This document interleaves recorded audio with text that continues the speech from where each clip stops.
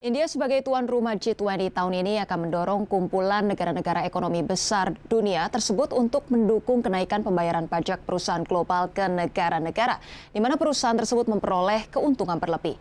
Jika mulai diterapkan, lebih dari 140 negara akan menerapkan perombakan pajak pada perusahaan mulai tahun depan.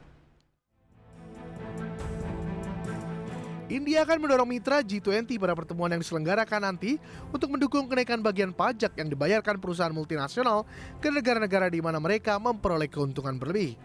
Lebih dari 140 negara seharusnya akan mulai menerapkan perombakan pajak pada perusahaan tersebut mulai tahun depan. Perombakan aturan pajak pada perusahaan multinasional ini merupakan kesepakatan yang tertunda sejak 2021. Aturan saat ini dianggap ketinggalan zaman karena raksasa digital seperti Apple dan Amazon dapat membukukan keuntungan di negara dengan pajak rendah. Seperti yang definisikan oleh OECD, kesepakatan baru akan memungkinkan pemungutan pajak minimal 15% untuk perusahaan global besar, ditambah pajak tambahan 25% untuk laba berlebih. Perusahaan global dengan pendapatan tahunan lebih dari 20 miliar euro atau sekitar 22 miliar dolar dianggap menghasilkan laba berlebih jika laba melebihi pertumbuhan tahunan 10%. Biaya tambahan 25% dari keuntungan berlebih ini akan dibagi di antara negara-negara G20.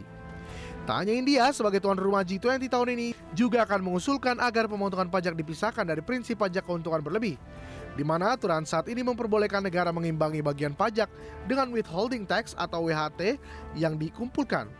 Withholding tax atau WHT adalah pemungutan pajak pihak ketiga, di mana pemerintah secara langsung memberikan kepercayaan pada para pihak yang memiliki wajib pajak untuk memotong pajak atas penghasilan mereka terima.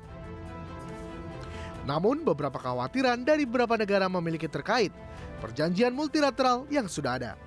Di satu sisi, dilansir Reuters, beberapa analis menilai perombakan tersebut beresiko gagal karena unsur politik. Berbagai sumber IDX Channel.